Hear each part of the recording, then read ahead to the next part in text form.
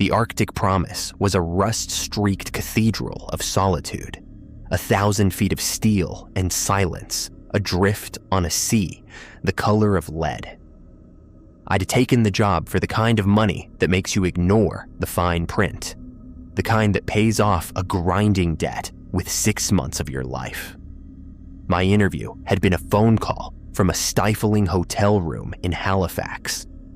The man on the other end, a Captain Larson whose voice was as worn as old rope, asked only 3 questions. Could I follow procedures? Was I prone to seasickness? And did I have a problem with isolation? I'd answered yes, no, and no. He'd told me where to report and when. The whole conversation lasted 4 minutes.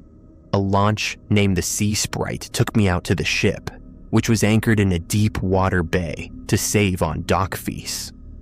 The water was choppy, and the spray that hit my face was frigid.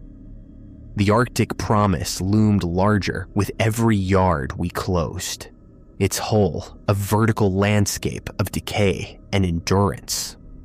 It looked old, tired, and utterly unforgiving. The handoff was as clinical as the interview.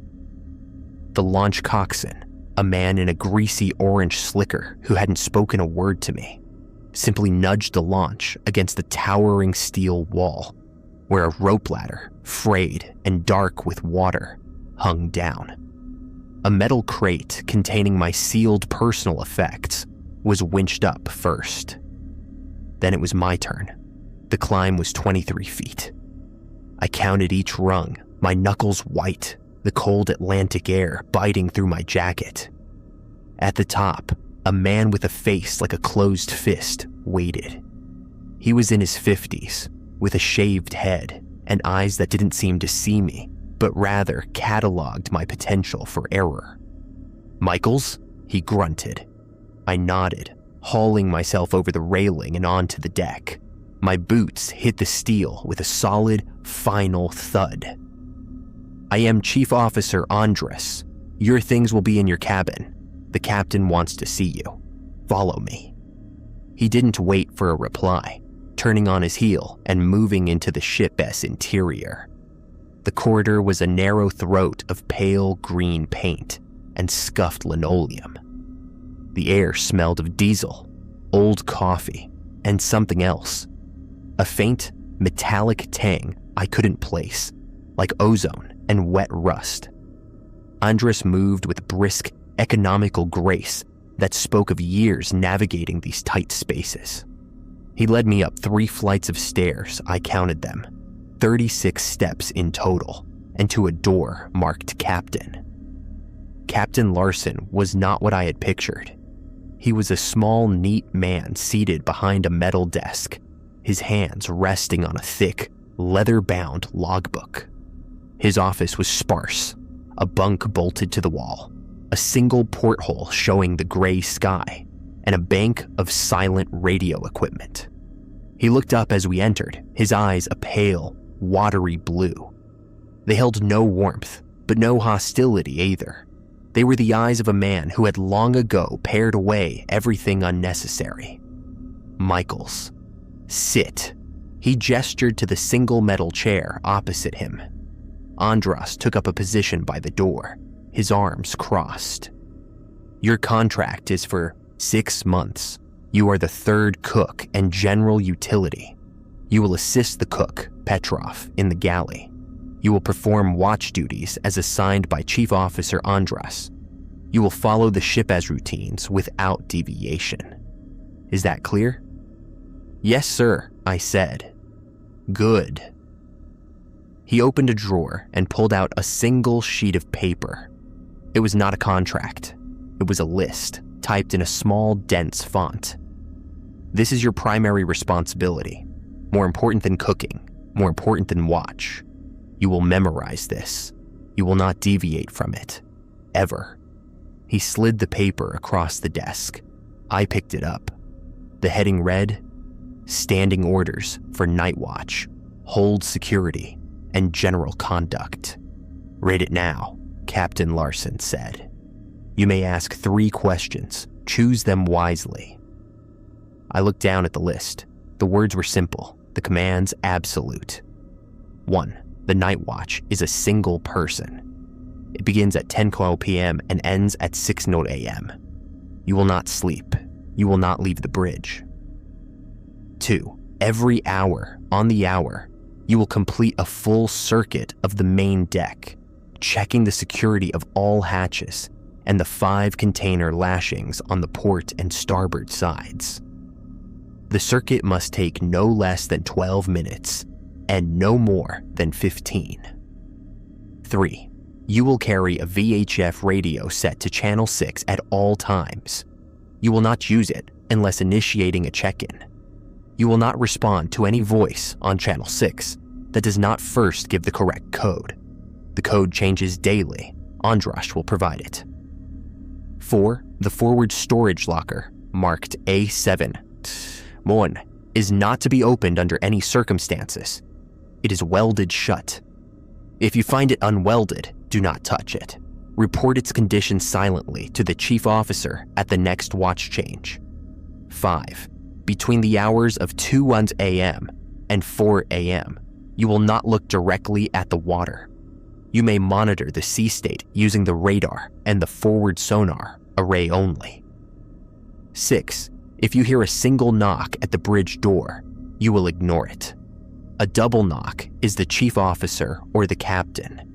Any other pattern is not a knock. Do not acknowledge it. 7. A green emergency flare is mounted next to the starboard bridge wing door. You will inventory it at the start and end of your watch. If it is missing, you will not search for it. You will lock the bridge door and remain silent until 6:00 a.m. 8. The ship S mascot is a black cat. It is never to be fed. It is never to be touched. If it attempts to enter the bridge, you must prevent it without causing it harm. 9. At 3:20 a.m. precisely, you will turn off all exterior lights for a period of 10 minutes. You will relight them at 3:30 a.m. You will not look at the monitor feeds during this time. The radar is your only tool. 10. You will make a pot of coffee at 5 a.m. using exactly 3 scoops from the red canister. You will pour the first cup and place it on the chart table. You will not drink from this cup. 11. If you see a person on deck during your watch who is not the chief officer or the captain, you will not hail them. You will note their location and description and report it at watch change. They will not respond to you. 12. The number of steps on the aft companionway ladder from the main deck to the boat deck is 13. Count them each time you descend. If you count 12 or 14, you will stop where you are and wait for the chief officer. He will find you. I read the list twice. The first time, a cold, sharp knot tightened in my stomach. The second time, my mind, trained by years of manual work, began to file it away as just another set of procedures.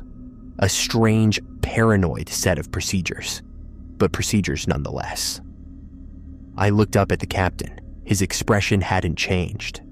"This is a joke," I said, but the words felt hollow in the sterile air of the office. "It is not," said Captain Larson. "Your 3 questions." I took a breath, pushing down the unease. This was about the money.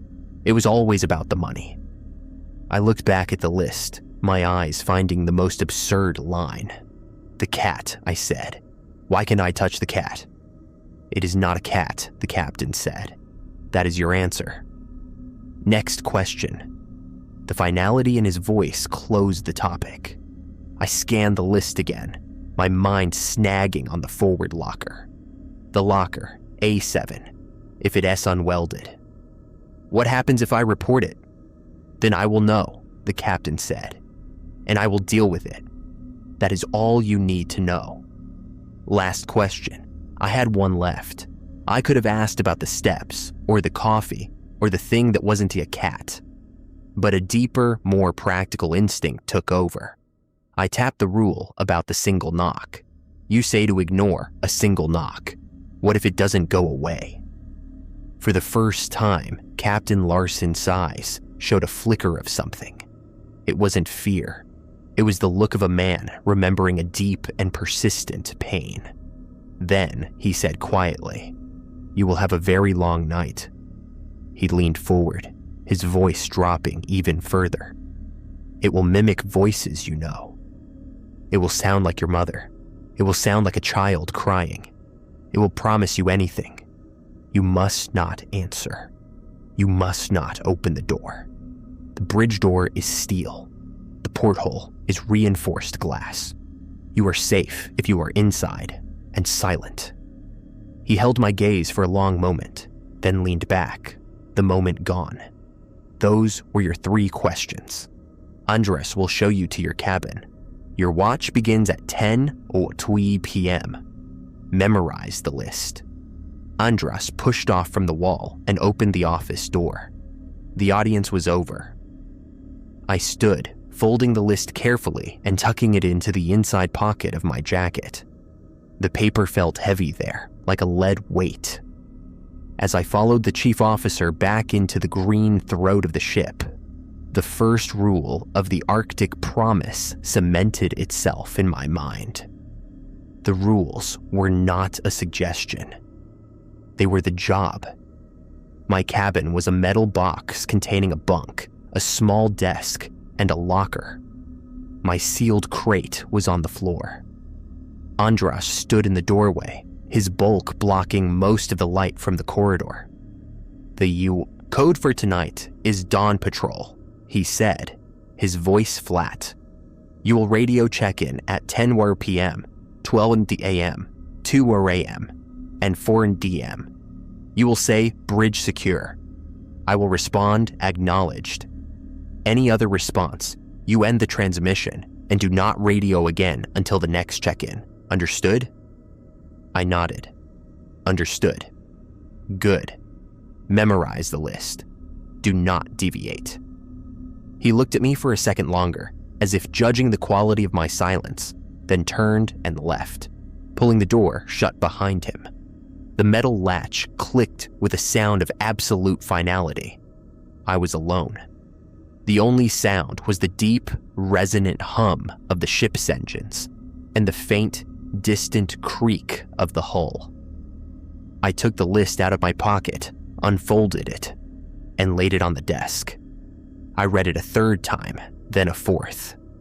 I committed the numbered points to memory, the way ID once memorized the steps to rebuild a transmission. It was just a system, a strange, inexplicable system, but one I was being paid very well to operate. My days fell into a dual rhythm. From 6 a.m. to 2 p.m., I was 3rd cook. The galley was a world of steam and sharp knives, ruled by a massive, silent Ukrainian named Petrov. He was a bear of a man, his forearms thick with old scars, his movements in the cramped space surprisingly delicate. He spoke only to give terse commands. "Potatoes, small cubes. Scour that pan until I see my face. More salt. Not that much. Use your fingers." He never made eye contact, and he never, ever spoke of the night. The rest of the crew, a dozen men in total, were equally quiet. Meals in the mess were consumed with a focused efficiency, the clatter of cutlery, the only conversation.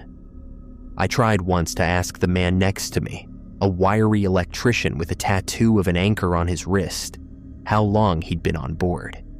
He looked at me as if I'd spat on his plate, got up without a word, and moved to another table. After that, I kept my head down and my mouth shut. I learned to read the ship's mood through its sounds. The steady thrum of the engines was its heartbeat. The creak of the hull was its voice. And sometimes, in the deep of night, there was another sound, a low-frequency vibration that seemed to come from the water itself, a hum that was felt more than heard, a sensation that settled in the teeth and the bones. The real work began at 10 p.m. At 9:50 p.m., standing on the bridge for the first time, The vast blackness of the North Atlantic stretching out in every direction, the system suddenly felt very, very small. The rules were the only thing I had. I checked the green flare mounted by the door. It was there, its casing cool and smooth. I counted the steps on my way up. There were 13. I adjusted the VHF radio to channel 6. My mouth was dry. At exactly 10 p.m., I keyed the mic. My voice sounded thin and alien in the empty silence. Bridge secure. A moment of static, then Andres' voice, clear and devoid of inflection. Acknowledged. I put the mic down. The first loop had begun. The first week was a study in tension and routine. I learned the precise rhythm of the hourly deck circuit. It was a route exactly 420 yards long if I walked the center line. 12 minutes was a brisk walk. 15 was a slow, measured patrol. I counted the container lashings, my gloved hands checking the thick turnbuckles. 1, 2, 3, 4, 5. Port and starboard. The cold sea air was a physical presence, and the darkness beyond the deck lights was absolute, a wall of nothingness. I saw the cat on my third night. It was sitting on a coil of rope near the port side rail, perfectly still. Its fur was not black, but a deep void that seemed to absorb the light around it. Its eyes reflected the deck lights, not with a green or gold shine, but with a flat, coppery glint like old pennies. It watched me complete my circuit, its head tilting just a fraction too far, as if its neck had an extra joint. I remembered the rule. It is not a cat. I looked away and kept walking, my heart hammering against my ribs. I completed the circuit in 14 minutes and 20 seconds, safe. The 2 a.m. to 4 a.m. window was the hardest. The urge to look at the water was a physical itch between my shoulder blades. I kept my eyes locked on the radar screen, the green sweep painting an empty picture of the sea around us. The sonar pinged, showing nothing but the deep bottom. It was during this window, on the 5th night, that I heard the first anomaly. A sound from the deck below. A rhythmic scraping, like something heavy being dragged slowly along the steel. It was a wet, gritty sound. It lasted for exactly 7 minutes, then stopped as if a switch had been flipped. I did not investigate. I noted it in the log. 2:14 a.m., scraping sound, origin lower deck aft, duration 7 minutes, no visual. Andres collected the log each morning. He never commented. His eyes would scan the page, and on the day I logged the scraping, they paused for a half second on that entry. That was all. No nod, no frown, just a pause. On the 10th night, the first real temptation came. It was just past 3 a.m. I had just relit the exterior lights after the 10-minute darkness. The silence felt thicker than usual, a wool blanket pressed against the ears. Then a voice crackled over the VHF on channel 6. It was my sister S voice, tight with panic. Ben, are you there? Please, I need help." My hand froze halfway to the radio. Her voice was perfect, the same slight lisp she'd had since childhood. The rule screamed in my head. You will not respond to any voice on channel 6 that does not first give the correct code. Ben, please. I'm scared. There was an accident. The kids are in the car. I closed my eyes. I counted to 5, slowly, forcing air into my lungs. I put my hand down, away from the mic. The voice pleaded for another minute, describing a car accident, a dark road, the sound of her children crying in the background. Each detail was a hook in my flesh, pulling me toward the radio. Then it dissolved into a burst of static that sounded suspiciously like a sob. I felt sick. I poured a cup of coffee from my own pot, my hands shaking so badly I slopped hot liquid onto the chart table. I had obeyed. The system held. But it felt less like a victory and more like a betrayal of everything I was outside this steel prison. The next morning, Andras slid a new piece of paper under my cabin door. The amendments. 13. Voices on Channel 6 may use familiar tones. Compliance with Rule 3 is absolute. 14. The scraping sound is to be ignored. Do not log it. 15. The forward locker. A7 now requires a visual inspection from a distance of 10 feet during each deck circuit. Report only if the weld seam is broken. 16. The coffee poured at 5 a.m. must be in the white mug with the blue stripe. 17. If you feel a sudden drop in temperature on the bridge, initiate an immediate radio check-in, regardless of the schedule. 18. The number of steps on the aft companionway is now to be counted both ascending and descending. The amendments made the world smaller, the walls closer. The inspection of locker A7 became the focal point of every circuit. I would stop exactly 10 feet away, shine my flashlight on its steel door. The weld was a thick, ugly bead of silver against the rust-brown metal. It was always intact. I started to hate that locker. It was a focal point, a lodestone for the ship's wrongness. The next major test came during a fog so thick it felt solid, reducing the world to the 30 yards of steel I stood on. The ship's horn blasted automatically every 2 minutes, the sound swallowed by the muffling whiteness. On my deck circuit, visibility dropped to less than 20 yards. The deck lights created diffuse, glowing orbs in the fog. I was on the starboard side, checking the third lashing, when I saw a figure standing by the lifeboat davits. It was shaped like a man, wearing an orange slicker, but it was standing perfectly still, facing the blank wall of the superstructure, not the sea. Rule 11. You will not hail them.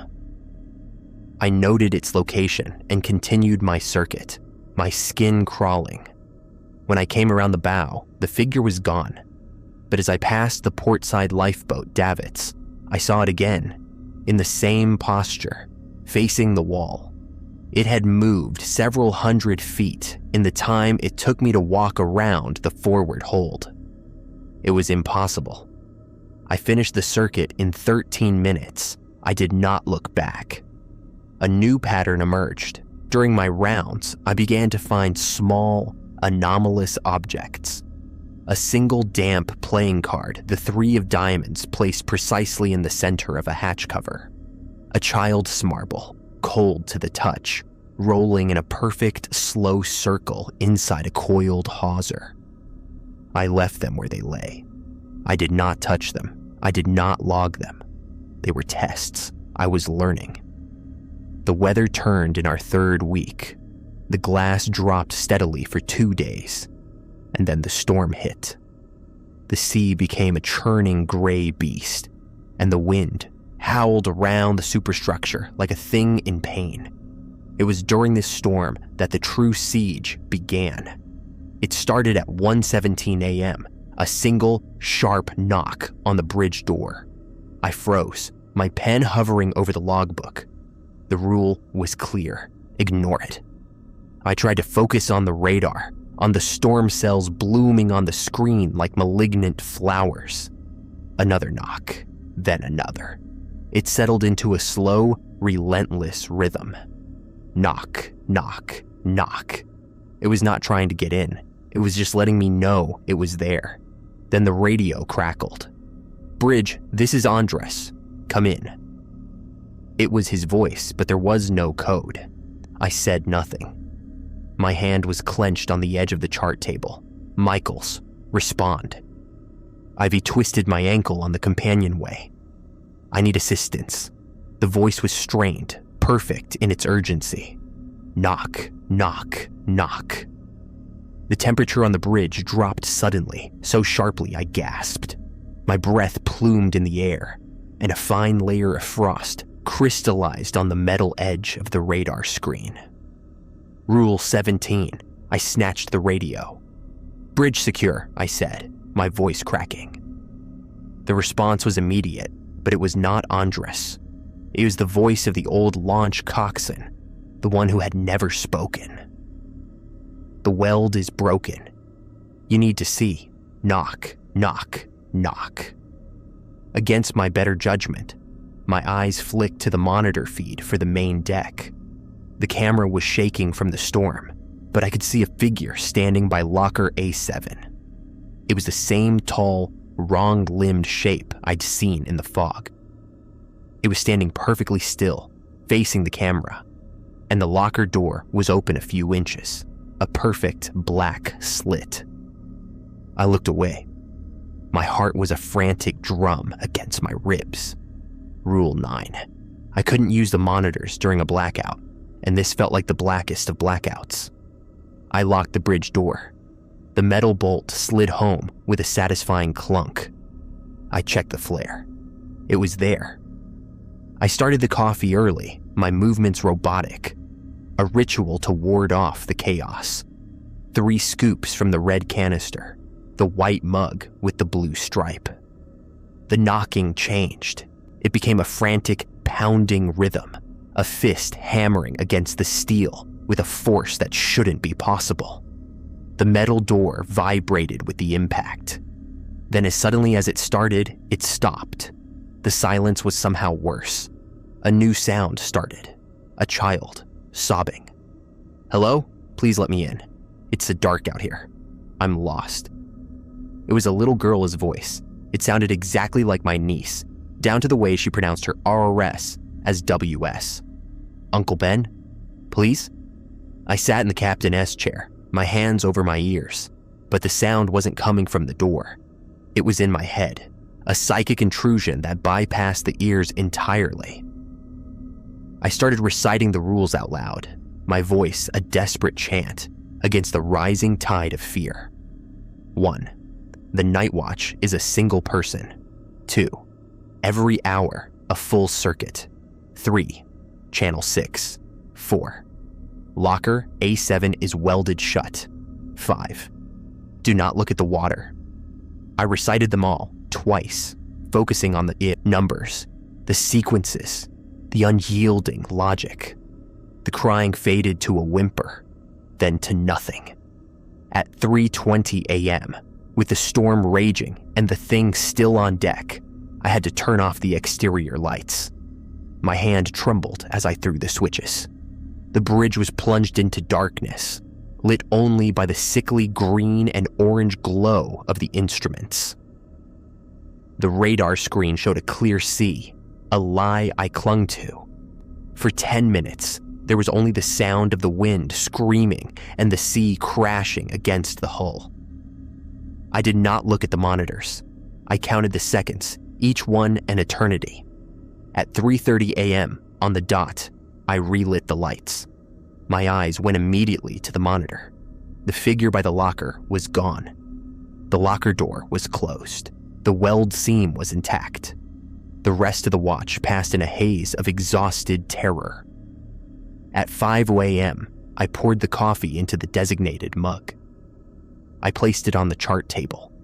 The steam curled up, smelling normal, mundane, a tiny anchor to reality. At 5:43 a.m., the bridge door rattled, 2 sharp, precise knocks. I unlocked it. Andras stood there, his face haggard, dark circles under his eyes. He looked past me at the full steaming mug of coffee on the chart table. He gave a slow, single nod. "The new code is gray rain," he said, his voice rough with fatigue. He didn't ask about the night. He didn't need to. The storm lasted 3 days. Each night was a variation of the first. The knocking, the voices, the cold. I survived by becoming a machine of compliance. I timed my deck circuits to 13 minutes exactly, a metronome in the chaos. I counted the steps every time, 13 down, 13 up.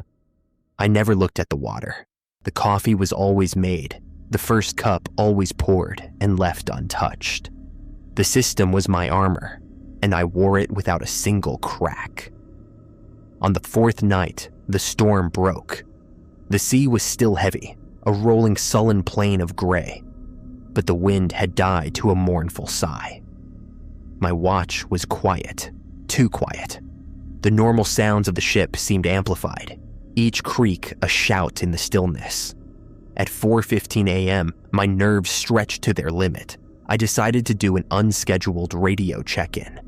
A minor deviation, a desperate grasp for a human voice, for confirmation that I was not the last man alive in a dead world. "Bridge secure," I said. The static hissed back, a white noise void. Then a voice I didn't recognize, young and terrified, broken by sobs. "Don T, look at it. It's in the reflections. Don to let it see you see it. The locker is a door. The cat is a key. It gets in through the quiet places. It prefers the storm." A burst of static, loud and final, swallowed the rest. It was on channel 6. There was no code. The transmission cut out. The silence that followed was heavier than before. I never heard that voice again. At watch change, Andres was waiting, his expression grim. "The junior engineer," he said without preamble. He was on a solo maintenance check in the engine room bilge during the storm. He broke OG rule. Andres' jaw tightened. "No one knows which one. He's gone." "Gone?" I asked, the word tasting like ash. "Gone," Andres repeated, his tone leaving no room for doubt or further questions. There was no search party, no mayday call. He was just a name that would never be called again. His belongings were removed from his cabin before the next watch. It was as if he had never been there. The next amendment was delivered not by paper, but by Captain Larson himself. He met me on the bridge at the start of my watch. He looked a decade older, the lines on his face carved deep. "Emergency protocols," he said, handing me a small, laminated card. "Effective immediately. They are only to be enacted if the bridge door is physically breached, or if you see the cat with its mouth open." The card had 3 rules, printed in stark black type. A. Break the green flare and throw it down the aft companionway. Do not look after it. B. Proceed to the forward bulkhead door, section C4. The code to unlock it is 72319. Inside, you will find a sealed locker. Inside the locker is a single-use air horn. C. Sound the air horn once, facing forward. Then wait. Do not move from that spot until dawn. I memorized the card, the numbers and actions burning themselves into my mind. I handed it back. He produced a small metal ashtray from his pocket, flicked a lighter, and held the corner of the card to the flame. We watched the plastic laminate curl and blacken, the words disappearing into smoke and ash. "The man who had your job before you," the captain said softly, staring at the dying embers. His name was Dalgard. He was a good sailor, very precise. He just asked one too many questions. "What did he ask?" I ventured, my voice low.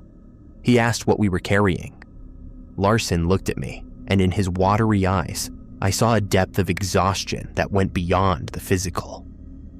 "We are carrying nothing, Michaels. The containers are ballast, filled with scrap and sand. We are not a cargo ship. We are a suppression system, a floating lock, a cork in a bottle. Remember that." He left me then, the smell of burnt plastic hanging in the air. The silence after the storm was a different kind of assault. The howling wind was gone, but the memory of it was etched into the ship's very bones, a phantom vibration in the steel. The crew moved with a renewed, grim purpose, their silence more profound than before. The missing engineer was a ghost we all acknowledged without words. His empty seat in the mess hall was a monument to the cost of a mistake. My days in the galley took on a new dimension. Petrov, the massive cook, began to communicate in a series of grunts and gestures that were more nuanced than his previous commands. He would point at a sack of potatoes, then hold up 2 fingers, then point at the peeler. It was a language of pure function. One afternoon, as I was scrubbing a massive stock pot, he stood beside me for a full minute, watching. Then he reached out a thick, scarred finger and tapped the pot's rim, right where a faint, almost imperceptible scuff of rust was forming. He looked at me, his eyes flat, and gave a single, slow shake of his head. The message was clear. This imperfection was unacceptable. It was not just about cleanliness, it was about integrity. The integrity of the pot was part of the integrity of the ship, and the integrity of the ship was all that stood between us and the void. I scrubbed until the metal shone, my knuckles raw. The night watches became a relentless exercise in precision. The deck circuit was no longer just a patrol. It was a ritual of verification. I didn't just count the 5 container lashings on each side. I checked the tension on each turnbuckle, ensuring it was identical to the one before. I ran my light along every hatch seal, looking for the slightest gap. The 10-foot inspection of locker A7 became a meditation. I would stand at my mark, my boots aligned on a specific seam in the deck plating, and shine my light. The weld was always there, a silvery scar against the rust. But one night, in the 3rd week after the storm, I saw something else. A footprint. It was faint, pressed into a patch of damp grime directly in front of the locker. It was a barefoot, long and narrow, with toes that seemed too articulated, too long. It was pointing away from the locker, as if something had stepped out of it. My blood ran cold. I did not approach. I did not report it. Rule 15 was clear. Report only if the weld seam is broken. The weld was intact. The footprint was not my concern. I completed my circuit, my pace steady, but my mind was racing. It was a test, a new kind of test. The anomalies grew more personal, more insidious. The voices on the radio stopped mimicking my family and began mimicking the crew. I heard Petrov's gravelly voice asking for a galley inventory. I heard the low hum of the electrician's voice reporting a circuit failure in the forward hold. Each time, there was no code. Each time, I remained silent, my hand clenched around the mic. The silence that followed these false transmissions felt predatory, as if the static itself was judging my compliance. Then came the night of the double. It was a calm, clear night, the stars sharp and cold above. At 1 a.m. during my circuit, I saw a man standing on the starboard side, leaning against the railing, looking out to sea. He was wearing the standard issue blue coveralls of the engine crew. From behind, he looked like any other crewman taking a forbidden moment of fresh air. But as I drew closer, my light caught the glint of his hair. It was the same shade of sandy blonde as mine, cut in the same short, practical style. He turned his head slightly, and I saw his profile. It was my face, my own eyes, my own nose, the small scar on my chin from a childhood fall. He was me, my breath caught in my throat. Rule 11. If you see a person on deck during your watch who is not the chief officer or the captain, you will not hail them. This was not the chief officer or the captain. This was me. The thing turned its head a little more and smiled. It was my smile, but it was wrong. It was too wide, too full of teeth, and it held no warmth, only a mocking, vacant amusement. It then turned back to face the sea. I forced my feet to move. I continued my walk, passing within 10 feet of it. I could feel its presence like a physical coldness. I did not look at it directly again. I completed my check of the starboard lashings, my movements mechanical. When I reached the bow and looked back, the figure was gone. I finished the circuit in 14 minutes. I logged nothing. What would I have written? Saw myself on deck. My double smiled at me. It was absurd. It was terrifying. It was a message. I know you. I can beat you. The next morning, I found a small, smooth, gray stone sitting in the center of my pillow. It was wet, as if retrieved from the seabed. I did not touch it. I used a piece of paper to sweep it into the metal waste bin. I said nothing to Andras. The ship's atmosphere was changing. The low-frequency hum I sometimes felt in my bones was becoming more frequent, a constant, sub-audible drone that set my teeth on edge. The cat, the thing that was not a cat, was seen more often. It would be sitting at the end of a corridor, watching me as I walked to the mess. It would be perched on a stack of pallets on deck during the day, its coppery eyes following Petrov as he took out the trash. It was no longer just a nocturnal presence. It was a supervisor, auditing our compliance around the clock. One afternoon, I was tasked with helping the bosun inventory the lifeboat supplies. We were in the dimly lit lifeboat deck, checking off cans of water and packets of emergency rations. The bosun, a grizzled man named Higgins with a perpetual squint, was as taciturn as the rest. We worked in silence for 20 minutes, the only sound the scratch of his pencil and the rustle of packaging. "You're the new night watch," he stated suddenly, his voice a dry rasp. It wasn't a question. "Yes," I said, not looking up from the box of flares I was counting. "Seen the light yet?" he asked. I paused. "The light?" "The one that dawned to like to stay off. Starboard side by the manifold. Flickers. You go to change it, it stops. You walk away, it starts again."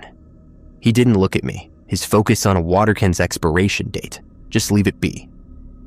"It is not a bulb." I nodded slowly. This was the first unsolicited piece of advice I'd received. It felt like a milestone. "Okay, Dalgard," Higgins said, the name dropping between us like a stone. He tried to fix it, wired in a new fixture. Took him most of a watch. He finally looked at me, his squint intensifying. He was gone before his next shift. We finished the inventory in silence. The information was a gift and a warning. The rules were the primary defense, but there was a secondary layer, an oral tradition of things to simply avoid, anomalies that were part of the ship as permanent landscape. The flickering light was one. The scraping sound was another. Dante fixed them.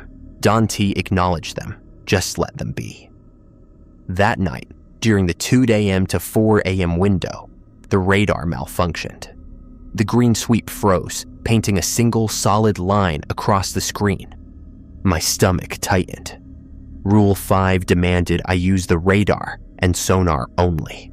I couldn't look at the water, but with the radar dead, I was blind. The sonar was still pinging, showing the bottom, but it told me nothing about what might be on the surface. I stared at the frozen screen, my mind racing. Was this a technical failure, or was it them? Was this a new tactic to force me to break a rule? I initiated an immediate radio check-in, citing Rule 17. The temperature had not dropped, but this felt like a similar emergency. "Bridge secure," I said, my voice tight. Static. Then Andres Esse's voice, laced with a tension I'd never heard before. Acknowledged. "Report. Radar is non-operational. Screen is frozen." I kept my words clipped, procedural. A long pause. I could almost hear him thinking, weighing protocols I knew nothing about. Switch to secondary unit. Circuit breaker panel. Bottom row, third from the left. Flip it off. Wait 10 seconds. Flip it on. I found the panel. The breaker was labeled Radar Prim. I followed his instructions. The hum of the unit died, and for 10 agonizing seconds, the bridge was silent, save for the sonar SE ping. I counted the seconds. On 10, I flipped the switch. The unit whirred back to life. The screen cleared, and the familiar green sweep began its arc. Once more, showing an empty sea. Secondary unit operational, I radioed. Acknowledged. The tension was gone from his voice, replaced by flat professionalism. Continue watch. I leaned against the chart table, my legs weak. It had been a technical fault, a simple, mundane failure. But the timing, deep in the prohibited window, felt intentional. It was a reminder that the ship itself was part of the system, and it, too, could be weaponized. The following week, we entered a stretch of sea known for its freak, localized squalls. The weather reports were useless. One moment, the sky would be clear. The next, a wall of black cloud would descend, lashing the ship with rain and hail for 20 minutes before vanishing as quickly as it came. During one of these squalls, on a night when the air crackled with static electricity, the bridge was plunged into darkness. Not a planned blackout, a total power failure. The instruments died, the lights went out. The hum of the ship's systems ceased, leaving only the terrifying roar of the wind and the sea. I was blind and deaf. My hand went immediately to the VHF radio. It was dead, no power. Rule 3 was void. I was cut off. I stood perfectly still in the absolute blackness, my heart pounding a bassstrokes frantic rhythm against my ribs. This was it. This was a trigger for the emergency protocols. The door was not breached, but this was a siege condition far beyond a simple storm. I had to get to the flare. I knew the layout of the bridge by heart. I took 5 careful steps to the starboard wing door, my hands outstretched. My fingers brushed the cold, ribbed metal of the flare gun's casing. I grasped it. It was there. Rule A, break the green flare and throw it down the aft companionway. Do not look after it. I pulled the flare from its mounting. I fumbled with it in the dark, finding the ignition trigger. I pointed it toward the bridge door, away from the windows, and pulled. A searing, actinic green light erupted, blinding me. The bridge was illuminated in a stark, hellish tableau for a split second. In that instant, I saw a face pressed against the reinforced glass of the porthole. It was a pale, bloated thing, with eyes that were solid black orbs, and a mouth stretched open in a silent scream. It was there, and then the afterimage of the flare burned it away. I didn't think. I didn't scream. I wrenched open the bridge door and hurled the still-burning flare down the aft companionway. I did not look after it. I heard it clatter down the steps, its green light casting wild, leaping shadows down the corridor before it was gone. The darkness was absolute again, but now it was a living, breathing thing. I had to get to the forward bulkhead door, section C4. I moved by memory and touch, my back against the cold wall of the corridor. The code, 7319. I repeated it in my head like a mantra. The distance was 40 feet. I counted my steps. 10, 20, 30. My outstretched hand hit a cold, metal door. I felt for the keypad, my fingers finding the numbered buttons. I pressed 7, a faint beep. I pressed 3, another beep. I pressed 1. I pressed 9. A heavy clunk echoed in the corridor. I pushed the door open. Inside was a small, dark space. I felt along the wall for a locker. My hand closed on a cold metal handle. It was unlocked. I opened it. Inside, my fingers brushed against a cylindrical object. The air horn, Rule C. Sound the air horn once, facing forward. Then wait. Do not move until dawn. I stumbled back out into the corridor, pointing the horn forward toward the bow of the ship. I pressed the trigger. The sound was not loud. It was not a blaring horn, but a low, resonant, mournful note that seemed to vibrate through the entire structure of the ship. It was a sound that didn't belong in this world, a frequency that felt ancient and wrong. It echoed down the corridor and was swallowed by the storm. Then silence. Not the silence of absence, but the silence of held breath. I stood there in the pitch black, my back to the bulkhead door. I did not move. I listened. The wind still howled.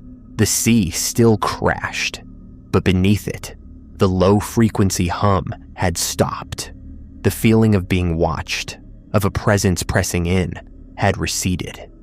The air horn C note had carved out a sphere of temporary safety. I stood for what felt like an eternity. My legs ached. My mind screamed at the impossibility of my situation. But I did not move. The rule was absolute.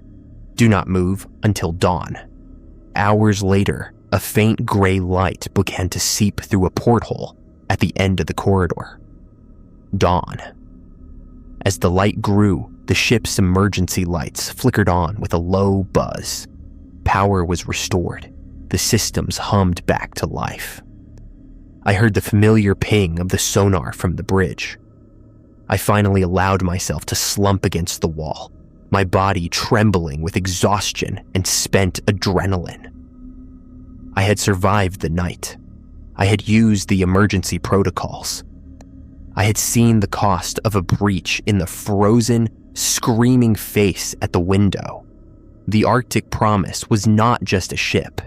It was a battlefield, and I was a soldier in a war I didn't understand, fighting for a cause that had never been explained, armed with nothing but a list of rules and the will to follow them. The days following the blackout were marked by a profound and brittle calm. The ship felt different, as if the violent expulsion of the Horn-S note had scoured it clean, leaving behind only a hollowed-out silence. The crew's movements were even more subdued, their eyes avoiding mine with a new, sharp intensity. They knew I had used the protocols. I was no longer just the new watch. I was someone who had stared into the engine of the ship's madness and pulled the emergency brake. Andres, when he gave me the new code, Silent Shore merely nodded, a gesture that contained a universe of unspoken understanding. My own perception had shifted. The fear was still there, a constant companion. But it had been refined, distilled into a hyper-vigilant clarity.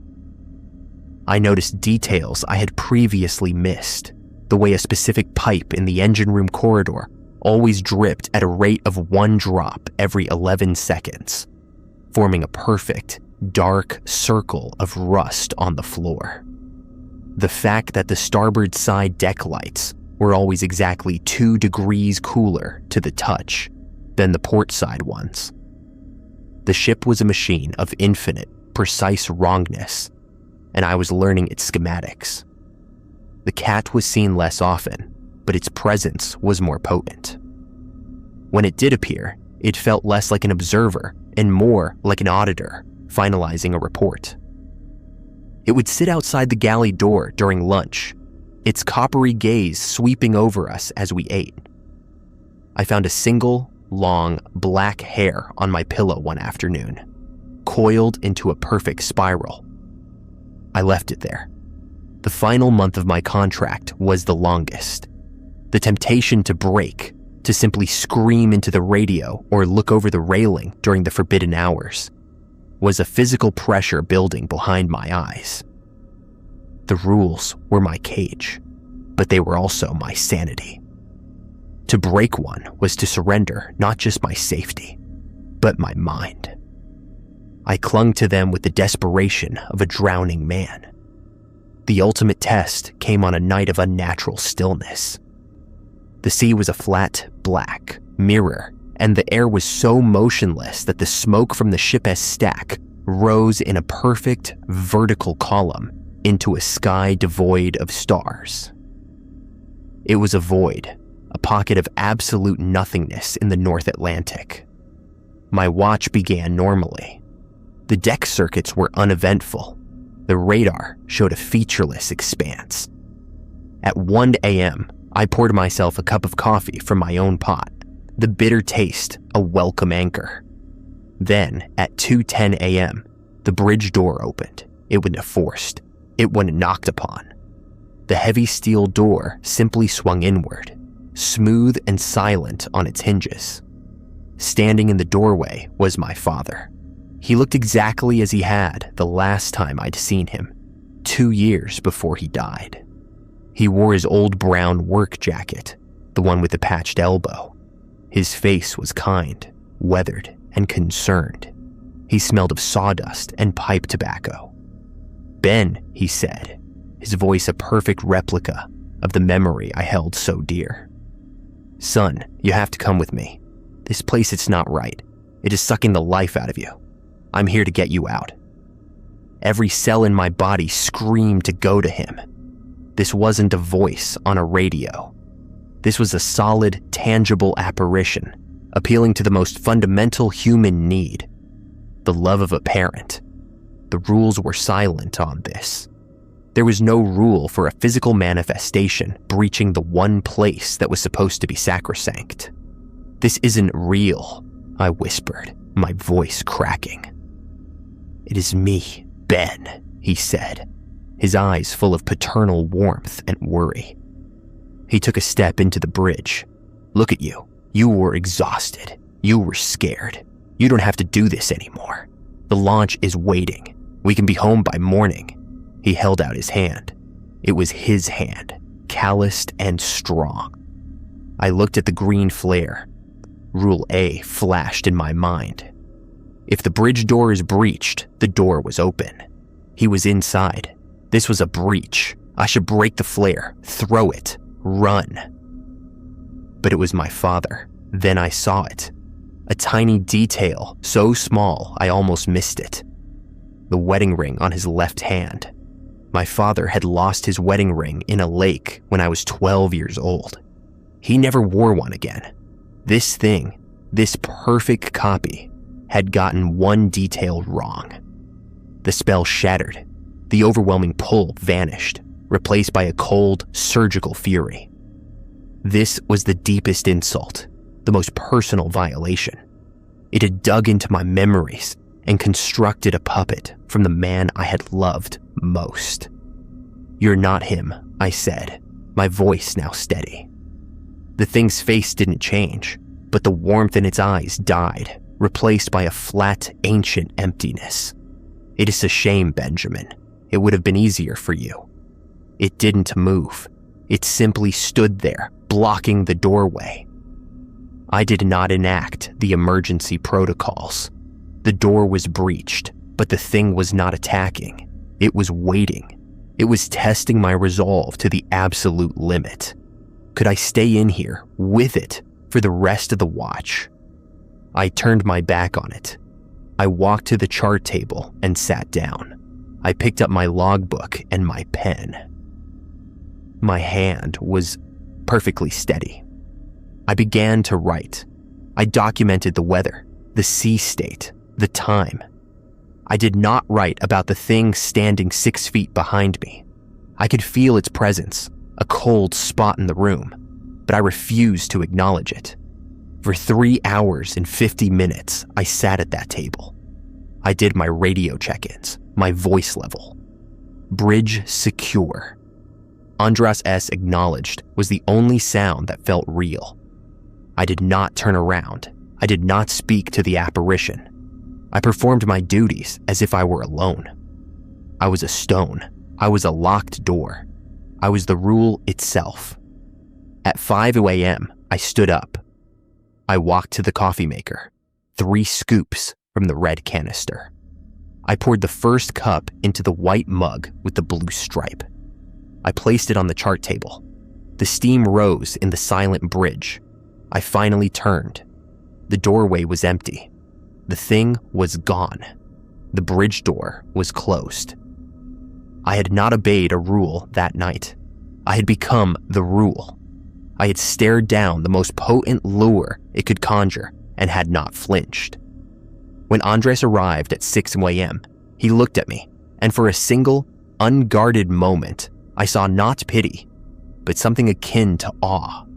He said nothing. He didn't need to. My final week was an anticlimax. The sea remained calm. The anomalies ceased. It was as if the ship, having thrown its worst at me and failed, had conceded. I performed my duties with the serene detachment of a ghost who hadn't yet realized he was dead. On my last morning, I did not feel relief. I felt a profound and unsettling emptiness. The rules had been my purpose, my identity, for 6 months. Without them, I was adrift. I compiled my notes, my survivor-esque testament, with the care of a scribe finishing a holy text. The new man was young, desperate. His handshake was too tight. "So," he said, trying for a confident smile, "is it as bad as they say?" I looked past him at the Arctic Promise. It was just a ship, a tired, old ship on a cold, endless sea. But I knew its truth. I knew the weight of the silence it held back. I knew the price of a single misstep. "Just follow the rules," I said, my voice flat and toneless, the voice of the ship itself. "Memorize them. Don't deviate. Don't ask. Why? It's just a job." I handed him the folded sheet of paper. My clarifications were there, in neat, precise handwriting. The exact distance to locker A7 was 9 of my own paces, not 10. The best method to block the cat was with the wide push broom. The voices were most persuasive between 3 a.m. and 4 a.m. I turned and climbed down the 23 feet to the waiting launch. I did not look back. As the launch sped away, I kept my eyes on the horizon. I did not watch the ship recede. The debt was paid. The money was mine. But the silence that followed me was not the silence of the sea. It was the silence I had cultivated, the silence that had kept me alive. It was a silence full of the things I had heard and refused to answer, the things I had seen and refused to acknowledge. It was my own, hard-won quiet, and it was heavier than any cargo the Arctic Promise could ever carry. The next person would have to learn the weight for themselves. My watch was over.